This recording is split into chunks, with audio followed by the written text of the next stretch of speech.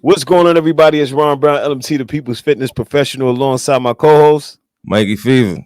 And this is a New Yorker's perspective. We have Eric. How do I say your last name? Cologne.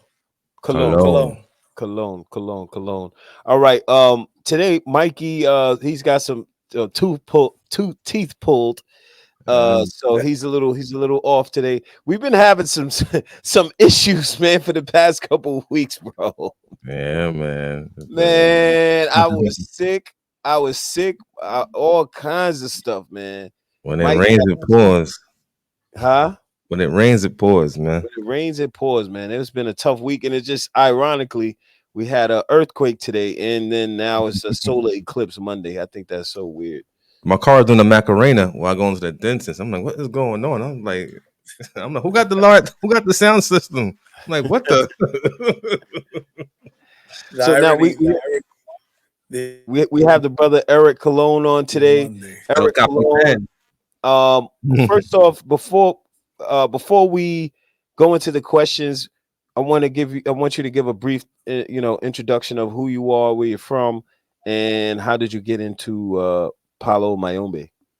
Palo. Let's go. Oh, hold on. Before we go further, we got to greet him respectfully. Salam alaikum. Malaikum salam. That's it. Peace. Oh, you're Muslim? You Muslim, brother? No, you know what's interesting? I'm That's not Muslim. That's more of a salute. It's not real. It's has its Arabic origins, but we use it as a sign of respect. So it kind of means almost the same thing as Islamic understanding of like peace be with you, or hey, how you doing? Or blessings to you and stuff like that. So in the house that I belong to in Palo, we use the word salamalongo, which kind of means what is nature. And then we answer back with malongo and timayaya, which means mother is the heart of nature. So pretty much it means mother nature. So it's a very earthbound religion. That's peace. Wow. That's something I did not know. Yeah. I was born and raised in Brooklyn. I was raised for about maybe 5.5 years in Williamsburg, right off of Metropolitan Avenue between Manhattan and Leonard, just before you get to the bridge and just before you get to the south side. And then when my mom passed away, we moved to Bushwick. So I grew up on Troutman Street between Bushwick Avenue and Myrtle, and I stood there till about 2008. And then I moved to California for about 12 years. And then I came back to the East Coast. Now I live in Pennsylvania. That's peace. My start in the religion, a lot of people have their different stories. My start in the religion was looking for health, because I had went to a party, kind of like a spiritual gathering for Risha, and I got sick. I got real sick. And they were planning on taking my leg. My leg was as black as this shirt that I have on. And so I met a priest. I knew a couple of friends because I was already drenched in spirituality. I did a lot of spiritism, Kardecian spiritism, and work in mediumship. And that was my introduction to the religion, or to the practice, from saving my life. So yeah, that was pretty much my introduction into this. And Yeah, go ahead, Mike. Something he said, Kardecian, isn't that those with like Alan Kardec, for the listeners, so them to know the work of Alan Kardec? Yeah. The works of Alan Kardec, and Alan Kardec wasn't a medium. He was more like a scientist and a kind of like a philosopher and a teacher in France during the Victorian age. and he wrote a set rule of books based off of the Christian gospel and based off of esoteric understandings, sitting down with mediums and interviewing them as they were mounted, you know. And those books got expanded from Spain and from France into the Caribbean islands during the times of, when we're talking about all the new world stuff going on and the revolutions that were going on and about. And those books were taken in, and you already have Creole people that already are practicing a form of spirituality with their ancestral veneration. Mm-hmm. And He's we he's gonna adopt connect. books and we added flips. Mm. Did he Nah, got he's he got connecting. disconnected? Yeah, he's Oh, coming in. okay. Make Oh, continue. okay. Okay. Oh, okay. Yeah. So yeah, and that's that, and so my family was very rooted in Kardec spiritism, which was interesting too, because like I had told you off camera, my I'm listening.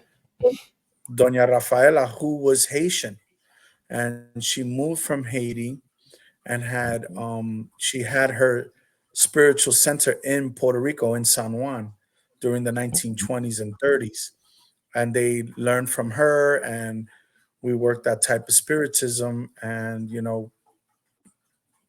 was born in 71, so I never got to meet these people, but I got to get taught by the teachers that were taught by them and so forth, my aunt. So it was very family rooted, the spiritism. I notice you call it spiritism. Um, why do you call it that? Can you repeat that, Ron? What was that? I notice you call it spiritism. Why do Mhm. you call it spiritism? Because it embarks talking with the spirits, right? Mostly back in those days. Nowadays they have a little bit more of a different flavor. But back in those days, it was communication with the dead. So, say, God forbid, you had an uncle, or aunt, a sister, a brother who passed on, um, we would do it to find out information from them about how we would live a better life here, that they live in what we call the land of truth, right? So Mm. we would conjure them up, kind of, through through spiritual practicality and doing seances and calling them down, and though that's how you develop into a medium. There's a lot of people have that natural born gift, call it a sixth sense or whatever. That's Now, peace. I want to say this. I'm a big skeptic on every. I question everything. That's And you just my should. nature. That's my nature. That's my personality. So, like, I've never seen any kind of um different realms, dimensions, uh energies, if you will. Um, however, I'm open-minded, and if someone can show and prove these things, then I would Mhm. be more of a person of, you know, a, I would say believer, so to speak. So I know you can't show me anything right now. However, do Mhm. you have any experiences of I'm gonna say this though. I went to a I forgot the name of what it's called, but it's like a Santeria or Santeros, like some kind of like celebration. And A drumming.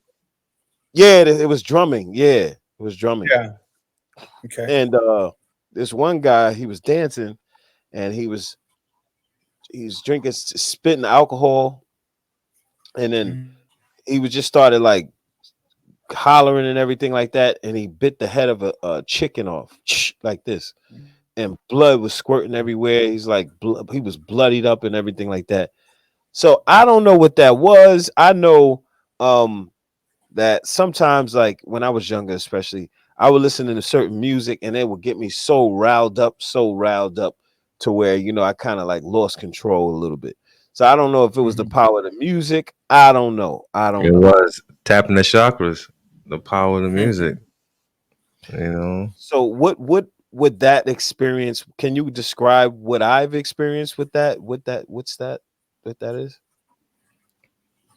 I think, you know, again, like everyone has spiritual capabilities and everyone has mediumistic views. Um, One of the major factors is prophetic dreaming, right?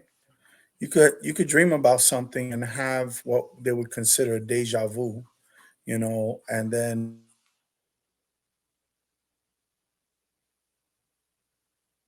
now, you know, um, one of the great teachers from hip hop, right? KRS-One broke it down very similar, right? You know, you see the sign in back of you, right? The New Yorker's perspective, right?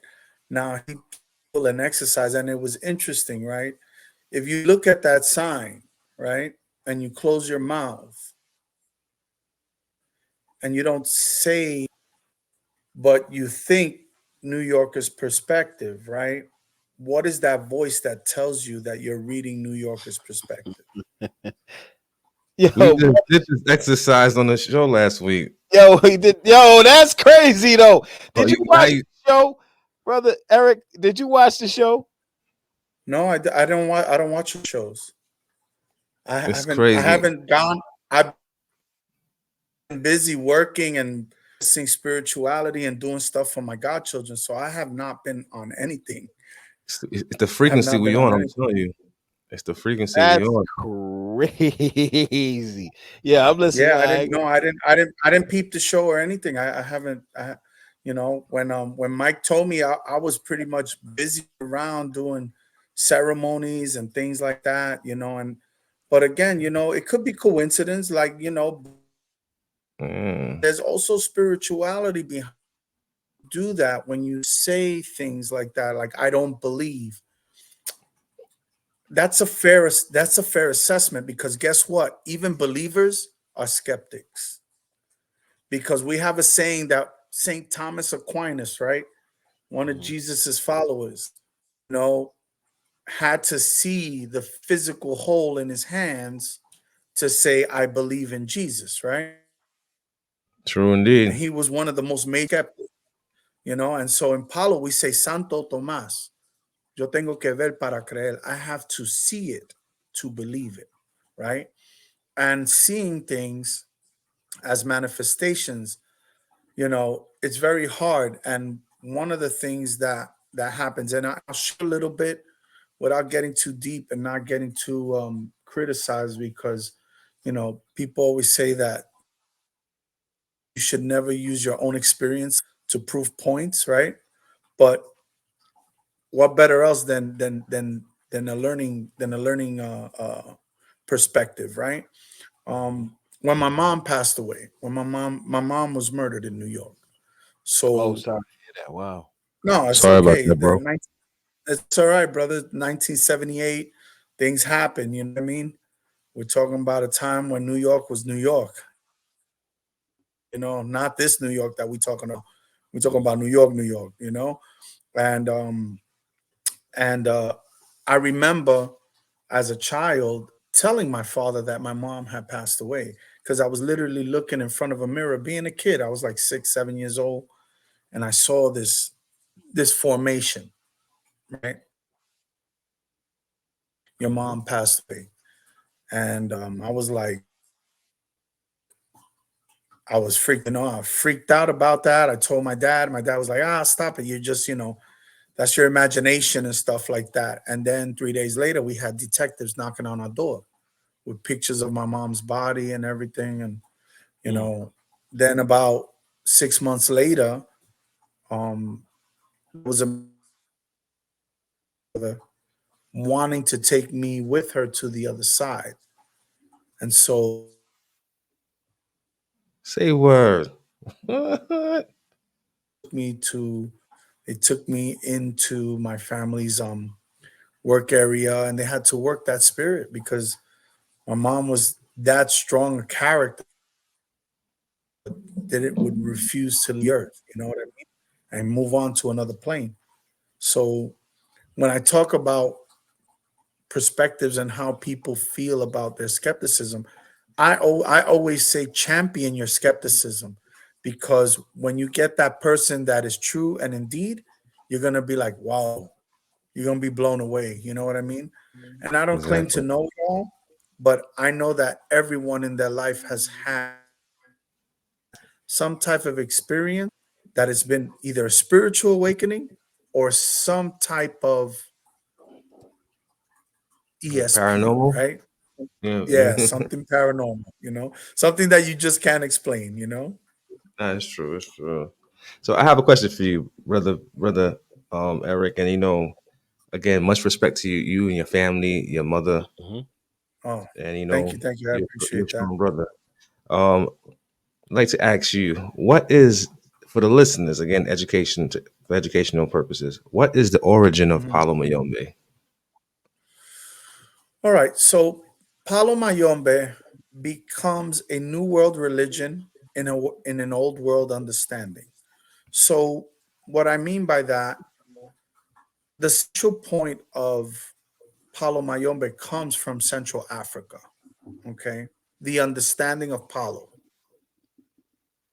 because they start what's called Nkisi worship, right? And so the Bantu people, the different Bantu tribes that were kind of converged together, they practiced a similar form of spirituality, which had to do with Nkisi, where it had to do with it's in nature and elemental spirits, spirits of the ancestors, which are called Bakulu, right? The ancestral spirits. And when they come from Africa, you know, people think that they just landed somewhere, and they were transported all over the place. The first transport was Brazil. That's why you have a high concentration of Congo people in Brazil, right? Little Bahia, they call it Little Africa. When those people get to those ports and they start, unfortunately, selling them as property to the different groups, the British, you know, um, Spain, Portuguese, even the Arabs, they had their hands in that, right? Because it was commodity, it was money. Um, First slaves go to Haiti, right? Present day Hispaniola, Santo Domingo,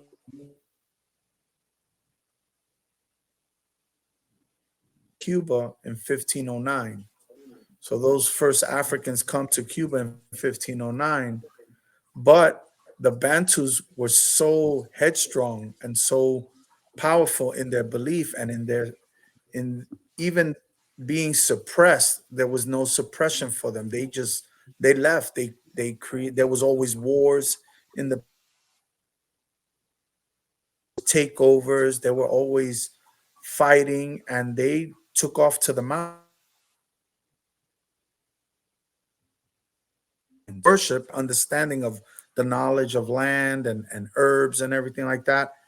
They meet with the Arawaks, right? They meet with the Tainos that were there, that were already embedded, because a lot of people think that when Columbus came, and they started bringing the Spanish Armageddon, the Spanish brigades, and The they killed conquistador. off all the Indians. These people ran too. I mean, those people escaped.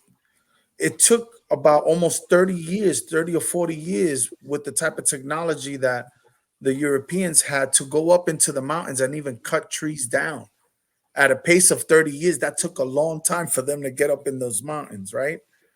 And those Africans integrated their understanding of their practice with the intermarriage of the Arawak people. And that's how Mayombe, or Mayombe, or what we call Enkisi Malongo, starts embedding itself into a culture, right? And it starts becoming part of that culture. Of course, later on, you have other influences that come, right? the European influence eventually, and other subgroups that came, looking for spirituality. But for the first 300 years, it was just this understanding of African and native understanding together that created and formulated Palo Mayombe. That's peace right there. And for listeners, what isn't it, as you said, in Kisi? And Nkisi. And Nkisi and Nkisi is formulated by animals, by mostly the dirt in the land, Mm-hmm. and certain animals that were kind of like, they had stories for them that had certain strength and certain potentiality. So they would build these Nkisis to create a potentiality for the community to defend themselves against their oppressors spiritually. You know, Gotcha. some Nkisis were made for invisibility, so to stay away from the mayoras, from the actual overseers that were going to look for them. Some Nkisis were for health. Some Nkisis were to worship the community for the Bakulu, to remember the ancestors, you know. So there were different formulations of these spiritual icons, or these spiritual strengths, so that you can create a focal point to pray to your ancestors. Got you. All right, that's respected. Any questions, Ron? I'm just like just listening, I I just think about my own bloodline when mention like the Arawaks and stuff like that, and Mhm. my mom's side of the family having Puerto Rican and Saint Thomas Saint Croix roots, Mm-hmm.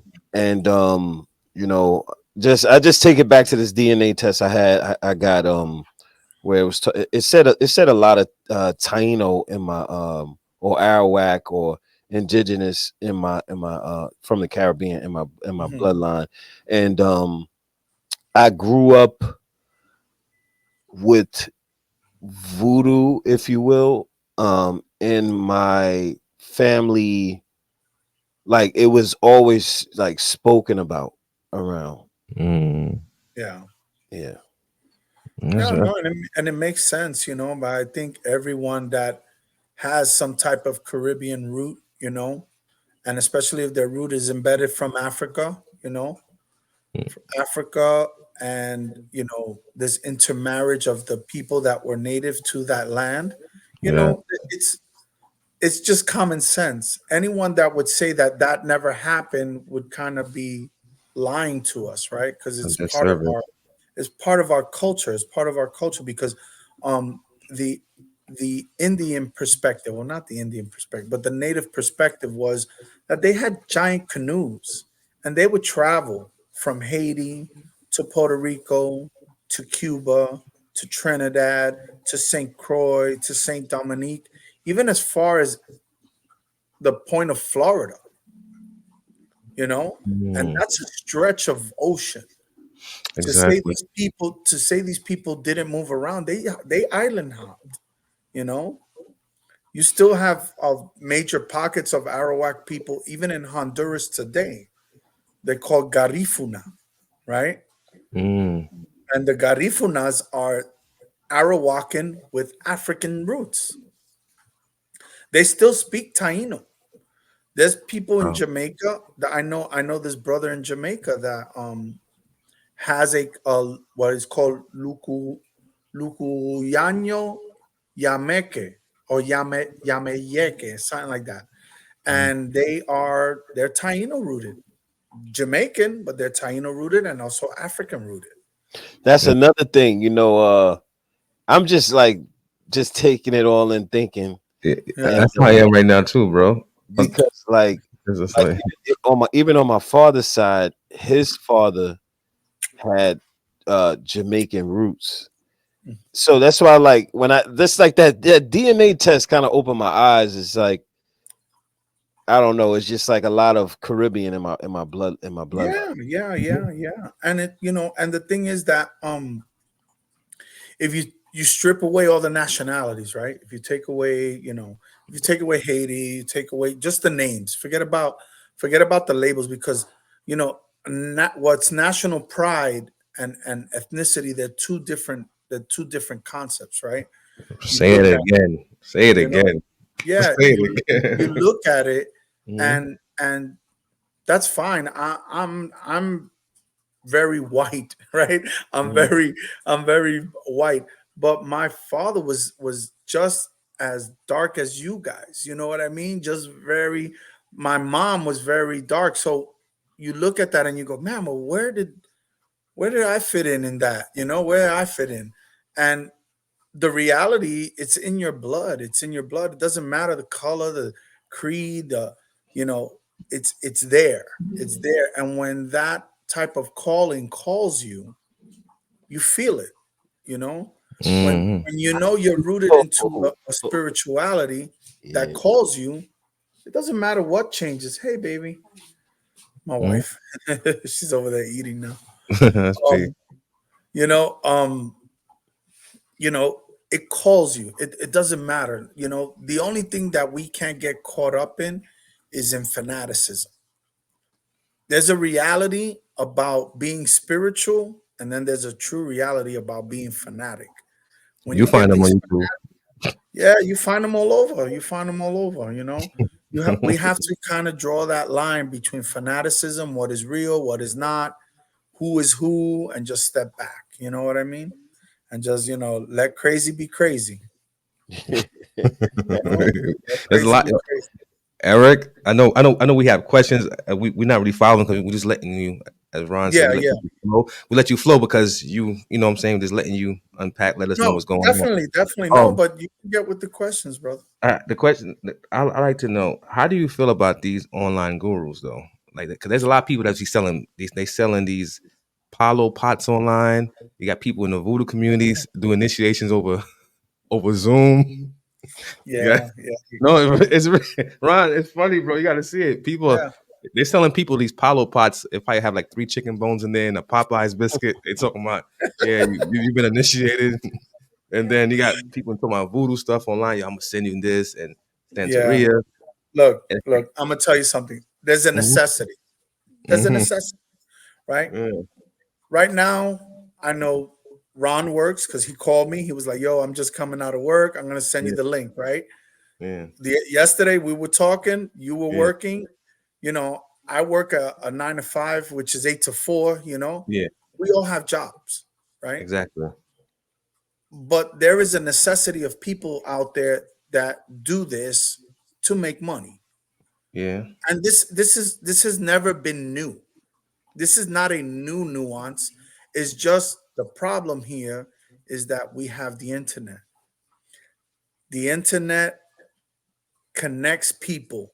And when it connects people, if there's people in necessity who really need, they're going to believe in the person, and the person's going to tell them, oh, give me $10,000 and I'll mail you a pot and I'll put the incantations in and I'll give it a name, and then they mail them, and then the next thing you know it's just an empty box. You know, there was a guy in Florida, a white guy. I forgot his name. Oh, Phil Nymark. Phil Nymark. He was initiated. He was initiated and a true priest, but he started doing mail order orishas. He was feeding a legba, and then he would mail it to the person, right? Then when the person get the legba, it had like a big giant crystal on its head and some weird stuff, and you're like, that's not part of our corpus. And then he started promoting bloodless sacrifices, like he was squishing grapes on stuff. And again, if you're gonna follow a corpus, and again, I'm not promoting animal cruelty, and I'm not saying for people to understand our culture, you have to be embedded in the culture. That's like me going to Mikey's house, right? And they have a lavatet, or they do something in Haitian voodoo, and I come there and I'm like, oh, No. I got to step back and respect what's going on, right? Because the culture is the culture. You come to my house, I'm an Orisha priest. We're going to have drummings. There may be feedings. Who knows? Somebody might run around with a chicken in their hand. We don't know. Things happen, That's but true. you have to be stuck in a reality that we follow a corpus. And so what happens is that these gurus, they get these informations on books, they get these informations on on Voodoo Google and Palo Google and Wikipedia. Before, you could change the information and it would Yeah. use it as original information. So a lot of people got messed up because of that. I think Wikipedia doesn't do that, doesn't allow it anymore. But Mm-mm. before, you could go on Wikipedia and change everything around to your liking and to your benefit. So People are doing it. Yeah. the problem here is not the online gurus. The problem here is the people who are not really that what the intention and commitment is, right? It's Mhm. like you got to vet people. And I'm not talking about vetting them, if they're criminal or they got a rap sheet, because the people go through things and things happen, right? We're Mhm. talking about spiritually. What is their Yes. track record? who can talk to who can talk for them word of mouth. You know what I mean? It's like going in a cipher and you hear some bum guy trying to rap and throw some lyrics, and then he goes and he tries to be the best rapper in the world, and you go, no, this guy's crap. We saw him in a cipher before, and that spreads. you know Yeah. the, New York has the capability of destroying someone without having to go online or anything. You know what I mean? Yeah. It does. And so this is the things we have to do. I think going back to the guru online stuff is that we have to kind of say, you know what, we need to speak out about it, especially when things are being done wrong. You know, All right. That's true. So like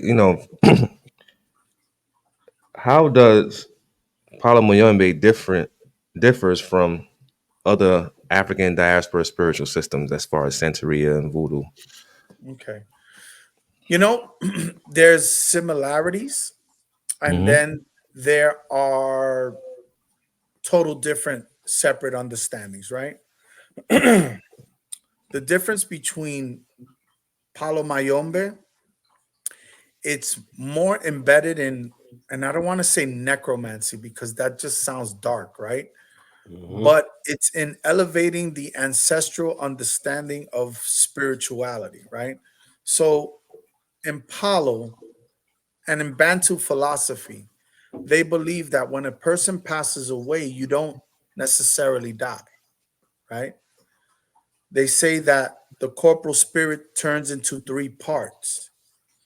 Your higher self goes up into the astral plane, into the universe, right? And Hmm. becomes part of what's called star matter. And then there's another part that stays closer to the body. And then there's another part of the soul that wanders a little bit until the community starts uplifting him with prayers and things of Mm. that nature. And so what happens is that Palo is an earth-based religion that is for betterment, is for health. I think Palo has gotten a bad rap about people wanting to just think that we're hitmen for hire because they Yeah. hear all the bad stuff. Oh, you go to that palero and he could bury you in 3 days. I've been a palero for almost 23 years and I still haven't seen that. I've seen months. I've seen 21 days, maybe 30 days, a dude, mess with the wrong person and something happened. But everything has a justification, right? Yeah. We we live in a world where people always talk about karma, but I give this example all the time. How does karma work when a person, God forbid, is a pedophile or been raping kids in his own family? His family hasn't outed him. He's 90 plus years old. He Mm. dies a full death. He dies old with money, and no one said anything. Where did karma play into that factor? Right? Whereas in Palo, we talk about cause and effect. What you do in this earth, you're going to get it back. It's like planting a seed and Yeah. adding water to it, right? That's the cause. You're causing an effect to that seed to break out and give roots. And that roots is the effect. And so life is secular, right? It's Mm-hmm. it's it's cyclical, right? It's a cycle. So if I do something bad, eventually it's going to come back to me. Doesn't Yeah. matter how good I am as a person. It's just the law of it's just Murphy's law, man. Eye for an eye, tooth for a tooth. So, yeah. And so if you're a good person, and I'm not talking about a good person as an angel, I'm Mm-hmm. talking a good person that, yeah, you've taken care of your family, you've done the best that you can in your life. You're gonna live a good life and you're gonna have a good death, you know, and your death is going to be honored by people because they say the absolute death is when people don't mention your name no more. That's when Mm. you absolutely die. And so that's why we venerate our ancestors so that they don't die for us. Got In Orisha, you have the Moyuba, where you pray to your ancestors and you mention all the people that have died that were either family of blood or what we call rock family. In Palo, is the same thing. mm. Palo, we mention our ancestors. We mention those people that we knew that were paleros, that were good people, and maybe not so good people, but Mm. they were part of this culture and we remember them to keep their spirit alive. I got you. That's real right there. That's real. Any question, Ron? Nice. Man, I'm just Your mind, I know it hit you, it threw you. That's why I'm thinking. I'm like, oh, what the? Eric came with the energy and it's and then you know what it is? It's just the energy too, though. The energy. yeah, yeah. It's I don't very know. It's a Friday. I don't know what's Got going that on. wise tribal chief energy. We call Eric the tribal chief. The house shook, man. The house shook over here. Oh, you felt it up there too? Yeah, it came to Pennsylvania. Yeah. My wife was sitting down eating breakfast and the house shook. And I lived in California, so I remember tremors like that, right? But I Mm-hmm. didn't feel it because I was in the office. But she said she felt it, and it was like 2.8 over here. But over there by Jersey and by New York, it was almost 4.0. It was Mm. 3.8 over here. Oh, look at that.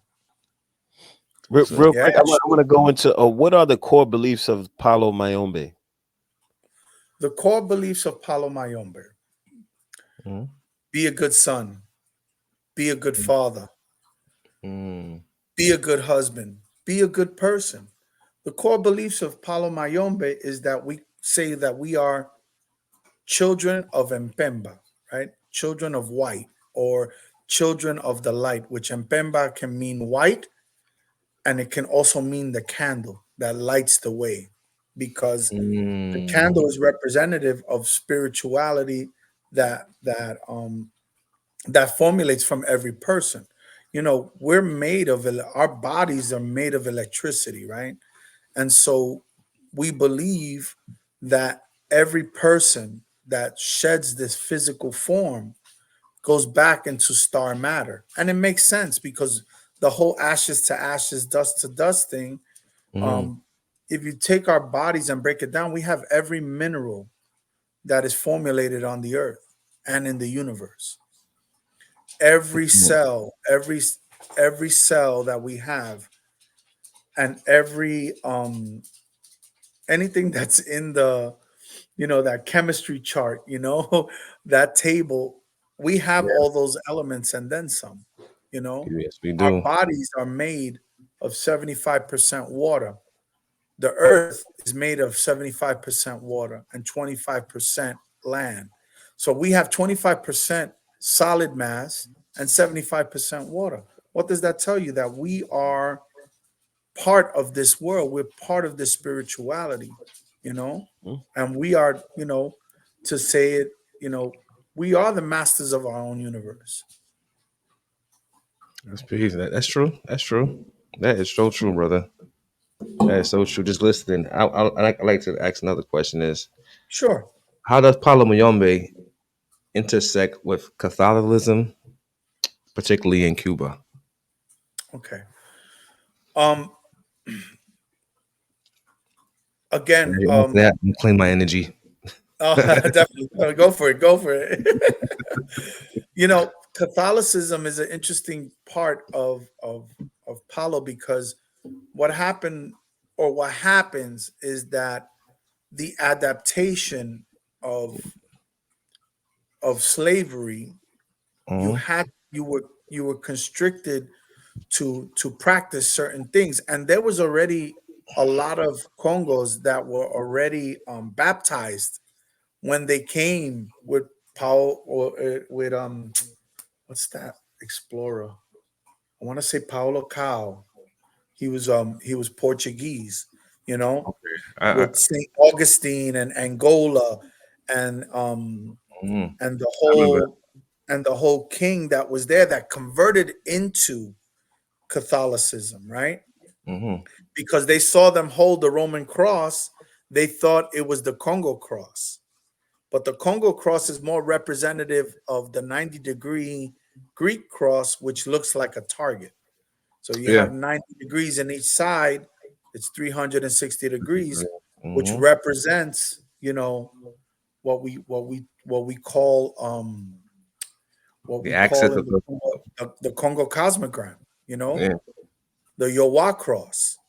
And so when they get to Cuba, they realize that they could circumvent their religion by hiding them behind Catholic saints, Ah. you know? And so a lot of the syncretic understanding of Catholicism in Palo comes from the understanding that if you had St. Barbara and you had Insasi, right, the the lower Congo god of Angola, which talks about fire and lightning, and then you hear the story about how St. Barbara, when she got her head cut off by her father, a lightning bolt came and killed him, right? Because it was a divine intervention between God and everything. You get the correlations of those stories, right? And that's where Mm, syncretism gets brought into the mix, you got know? you. The same thing in Haitian voodoo too. With Angeli Donto, her tongue is like, Mhm. got cut out, but they also some parts I see they do substitute Saint Barbara for her in certain Yeah. areas. Mhm. So it, Yeah. Actually, it's the Virgin Mary of Chetswa. You yeah. know, here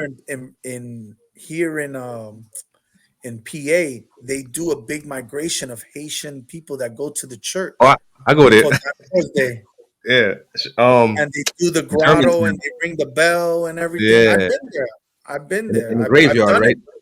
Yeah, The church yeah, inside the grave. Yo, it's. yeah, I'm bringing you, Ron. We're going, Ron. We're gonna go, yeah. brother. That'll be an experience for him. He'll love Yeah, it. yeah, we gotta bring you. He'll love it. And then they have the mass in patois and everything. Oh You wow. know, yeah.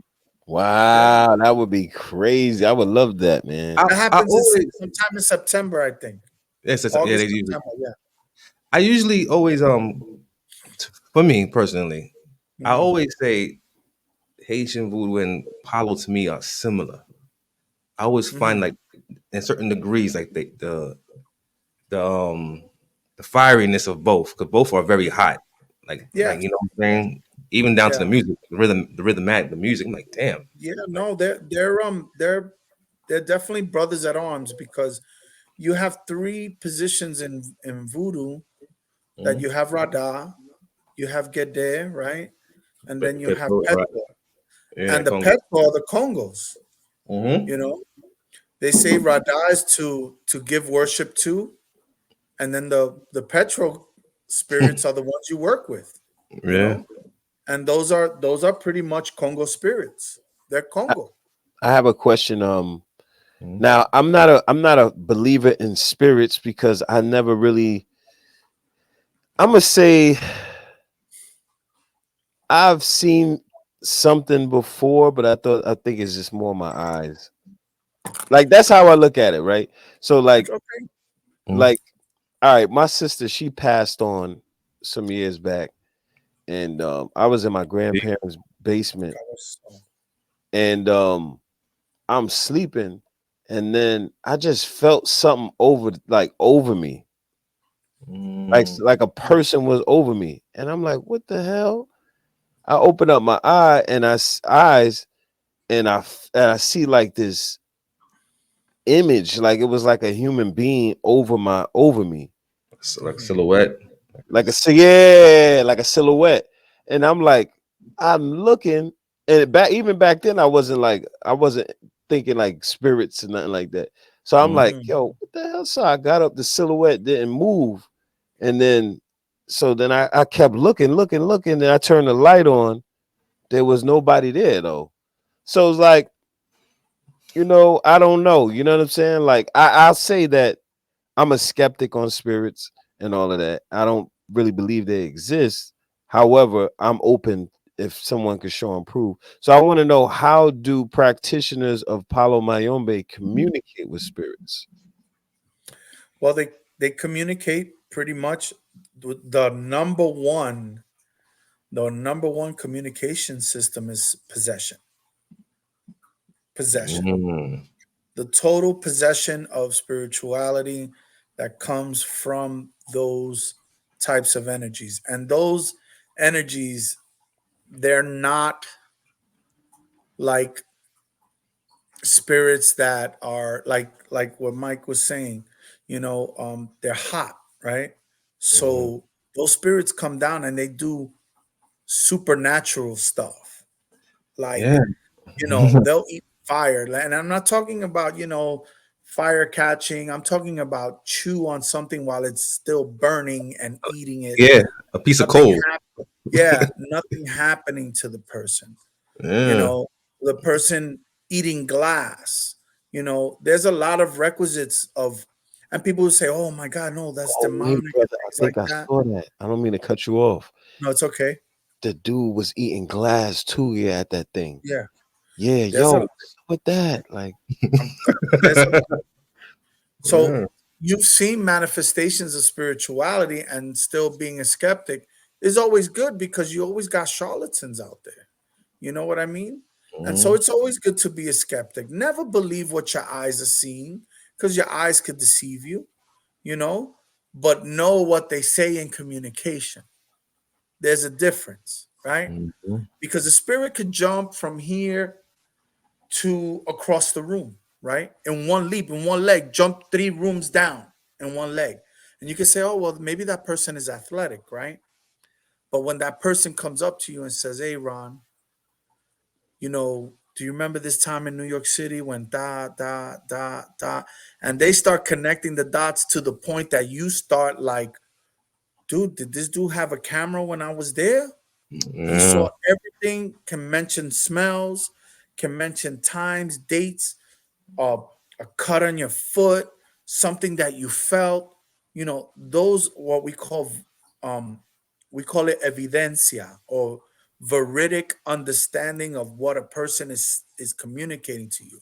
That's how you know a true possession is a true mount, and the person is telling you stuff that no one knows about, you know, that no one knows about you. Now, there's two other forms, right? There's a form, there's divination forms that that the spirit is talking to you as well. And Yeah.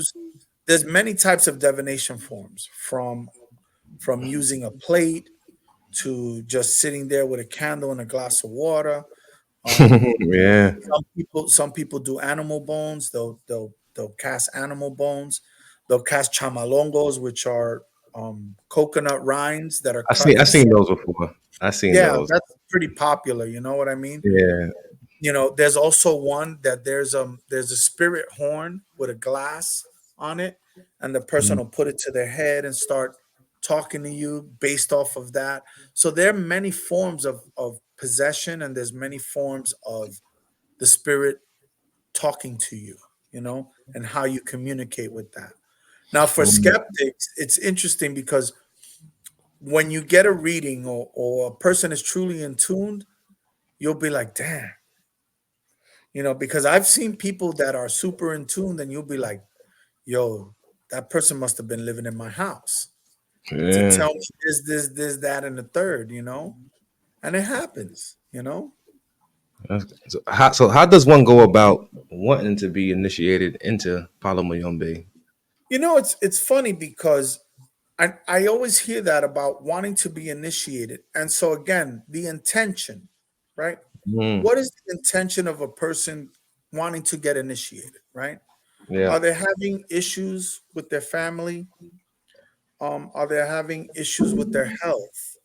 Mm, Um, or they're just doing it because it's like this new trend, right? I always mm, tell people go to a priest and get read and truly get read, right? Find exactly. out find out what is it in your path, right? And if it's in your path, then start studying it. Study the people around you. Get to know them, right? And Mm, The then people around me, meaning like the people that I know. people that you know, people or people that you say that you go get a reading right now. Ron decides, oh, I'm gonna go to 180th and Third Ave. I'm not gonna go do score. And I say that because my godfather lived on 180th and Third Ave, right in the mm, project, right? And I would go over there and do my work with him, right? But let's say you got somebody similar to that, right? You mm, knock on the door, the dude comes in, gives you a reading, and everything that he says is so on point that you're like, wow, I want to know how he does that. Now, mind you, you might not have that same gift. That's why you're going for the reading, right? Can you develop it? Yes. So now your intention is developing it. What is your commitment? And what are you going to sacrifice to get to that level that that elder has gotten to? Because let me tell you something. In 2002 and 2003, when I was running around like my first years in Palo, I didn't have a car. You know, I was a New Yorker. I'm a New Yorker. What car? Car for what? I live in Brooklyn. I'm going to jump on a train and come down. I had to go get animals. All right. And car service wouldn't take you because they'd be like, why are you bringing these birds and these and this ram?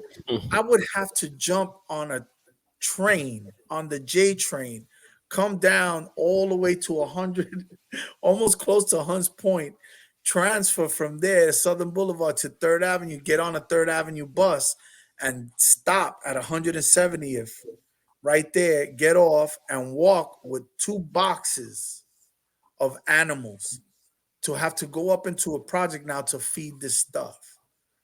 The intention, the commitment, and your sacrifice. What is it that you're willing to sacrifice?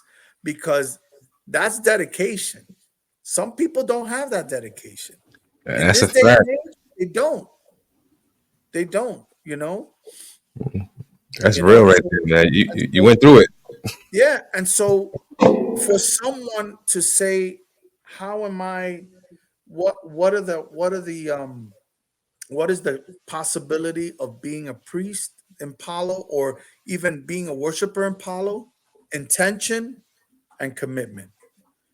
The sacrifice is going to come because that's just part of the role, but intention and commitment. Okay. Okay. So what is the significance, the main reason for one to have a cauldron? Um, the significance is that we have a mirror image, right? And we Mm, talk about this a lot.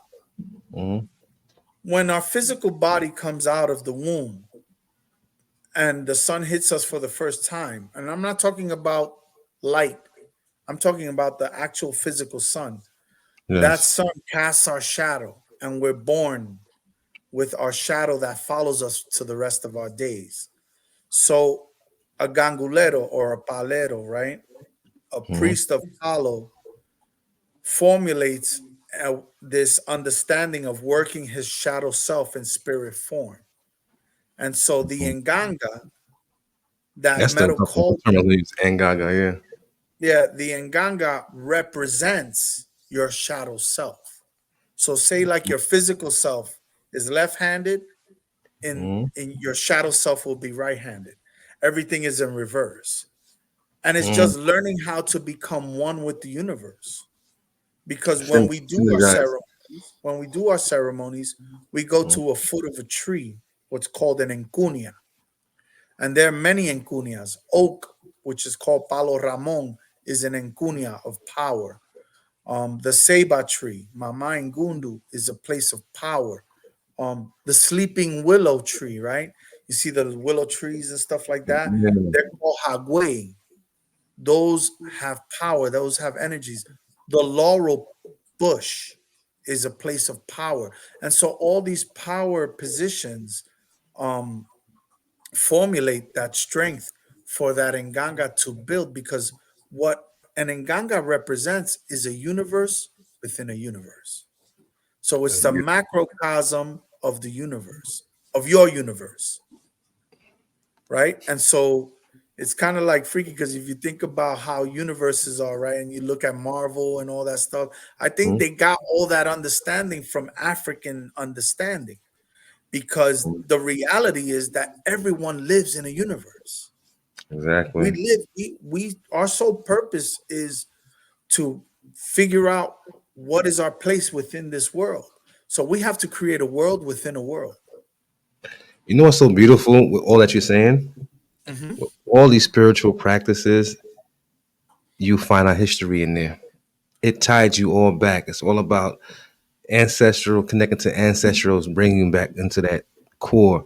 And as you mentioned, the microcosm and the macrocosm, that's really a macrocosm, like it's so world within worlds, like it just keeps, it's infinite basically. Yeah, it's infinite. It's infinite. That's why we say Congo nunca muere. The Congo doesn't die.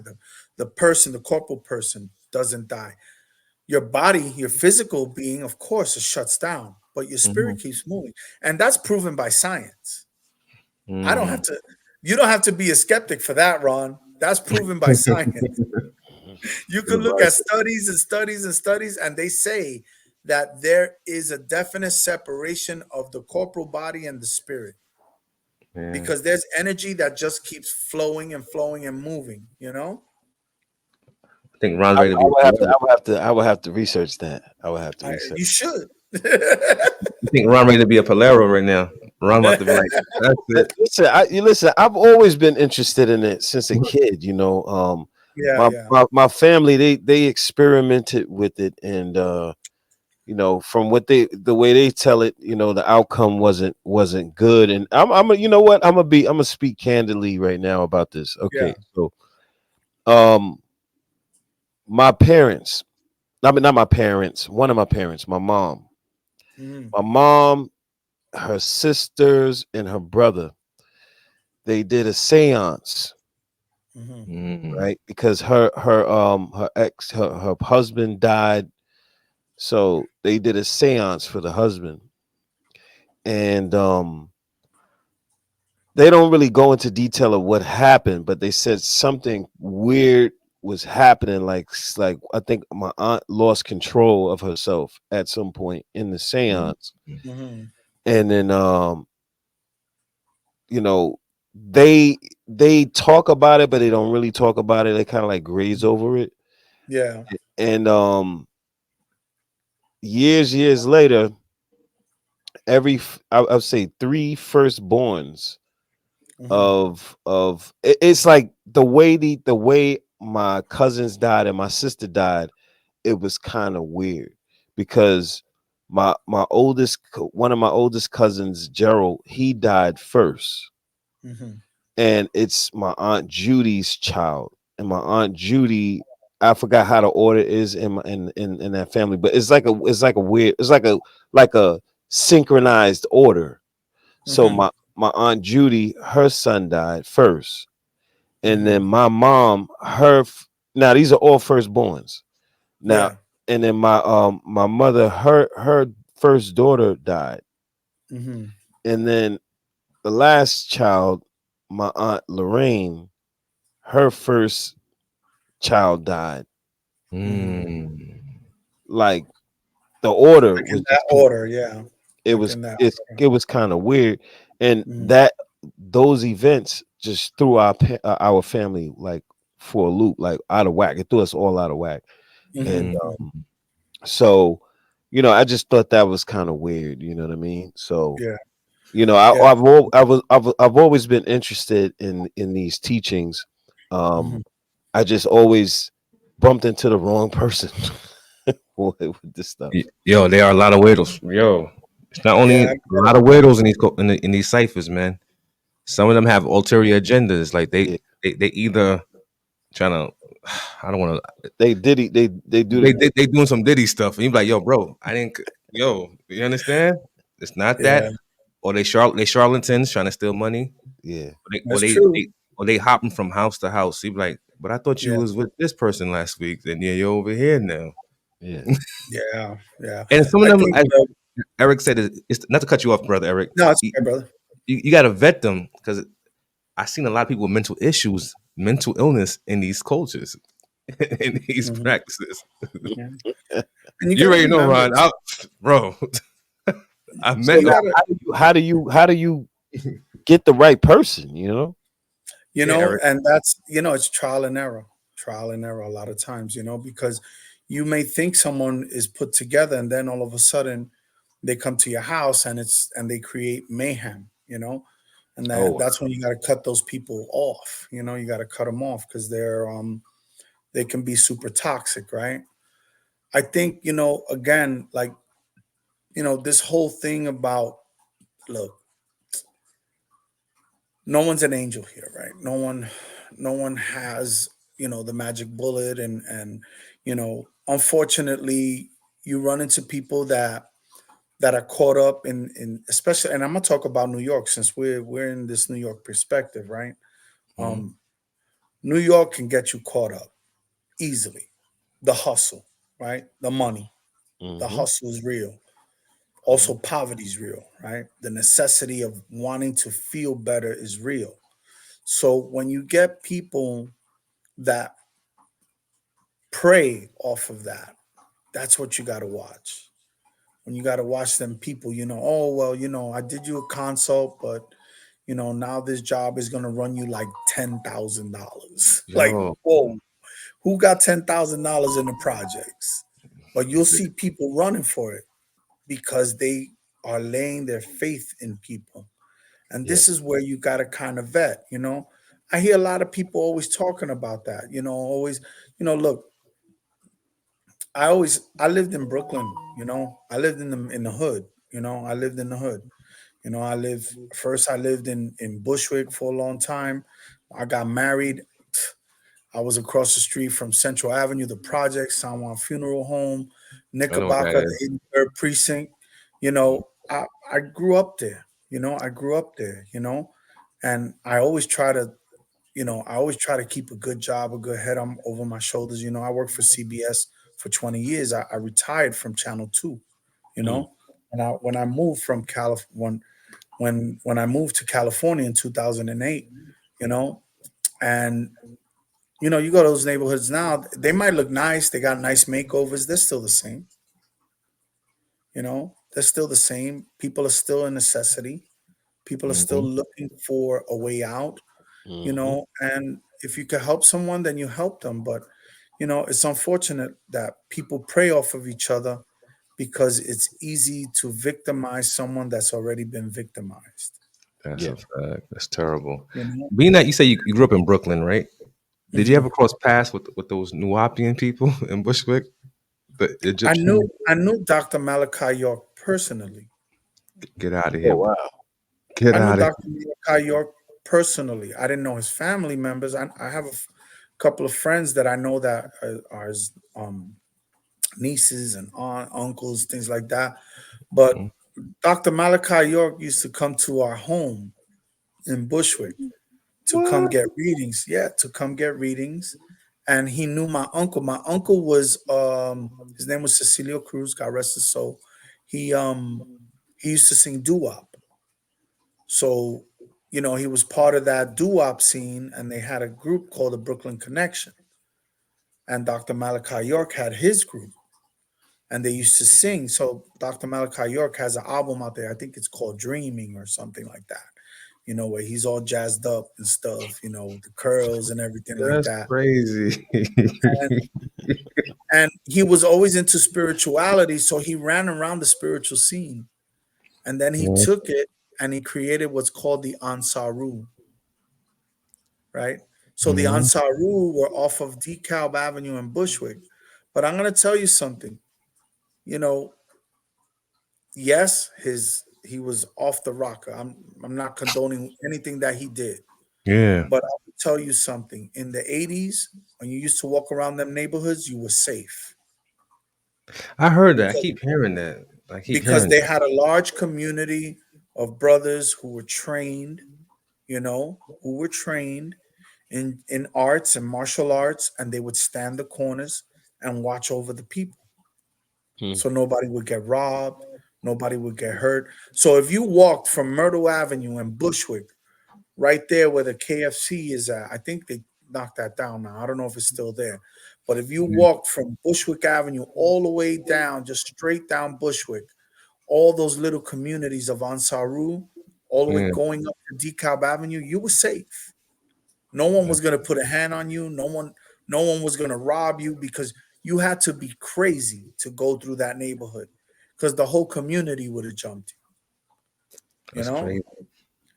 But You unfortunately, he allowed his greed. And of course, when you victimize people, don't do you, that.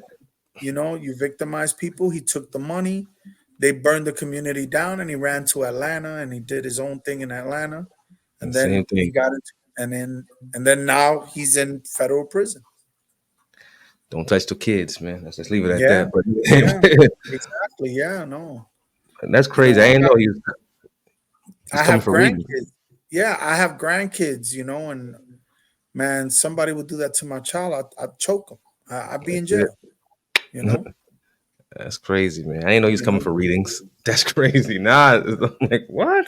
Yeah, yeah. So I now, mean, he used so to come and talk with my aunt and my family. I was real young, so but I saw him. I saw him like plain as day. I remember one time when he was out of the doo-wop scene, he did a community festival in the mosque, and they Mm-hmm. had doo-wop groups come and everything and sing and all that stuff. Mm-hmm. And he held like a fundraiser and all that. That's So crazy. it's weird how a person can do good and do bad in a community, yeah. That's you wild. know? So if I wanted to get involved in the Palo religion, Hmm. what would be the best thing that you said? Go find someone or Find a legitimate priest, but through word of mouth, you know, Mm. through word of mouth. A person that is not shopping themselves, a person that's not on social media saying, hey, come to me, I'll give you a reading. Hey, come to me, I'll do this. Any works, because that's a red flag. That means somewhere along the line they're living off the religion. Hustling. Yeah. They're hustling, you yeah, know. yeah. So, and again, it's just like with anyone else. There's people that work hard. If you have a person who's hardworking, who's got their stuff in order, and they have family, and they're just doing good. You know what I mean? Forget about rumors. People are always going to talk and say, "Oh, that person's messed up. Oh, that person touched this one or that one." You Mhm, have to see with your own eyes, because if a person opens their door and they allow you in the table of their house, that Mm-hmm. means you have access to them. mhm. Exactly. That's how you get to meet people, not through word of mouth or gossip, because people gossip about everybody, and Talk then they about sit in the same tables and it. they Yeah. eat and they hook it up with people. You know what? I'd rather eat with an enemy and tell me, yo, you a motherfucker, you a mother effer. Okay, cool. That's cool. I can respect that. I can't respect two-faced people. Mhm. That's real. You know? That's as real as it gets. Now you see Yeah. run out there. I'm like, yo, this elder is real, man. You Real, like know? solid. Like I was first put on to Eric during the pandemic. I was going, online just searching through stuff, and he was talking about Paulo with somebody, and he's like correcting the person, but not being like belligerent, like basically going like through their scriptures and their doctrine. Like, you're not doing that according to this, so you need to go sit down in your chamber and go sit down with your elders and correct yourself. And it was just Yeah. funny, but I love how he was dismissing him in an Yeah. I mean, amicable because manner. you know what, Mike? You don't have to be aggressive. Mm-mm. You know, a person, we can have discussions like this, right? And you might not agree. Ron is a skeptic. He's saying this dude is crazy. Seeing spirits, he's probably high on something, and that's okay. You formulate opinions based off of your understanding, but it's not okay to be disagreeable and be rude. That's not okay.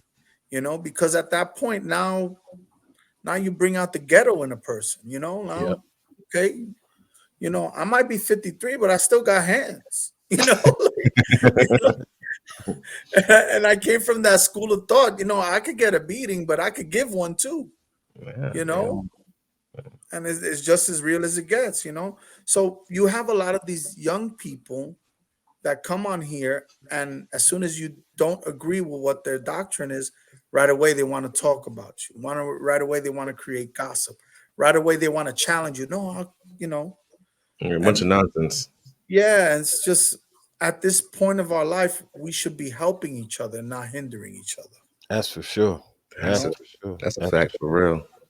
Nah, I appreciate that, man. For real. Yeah. That's real stuff.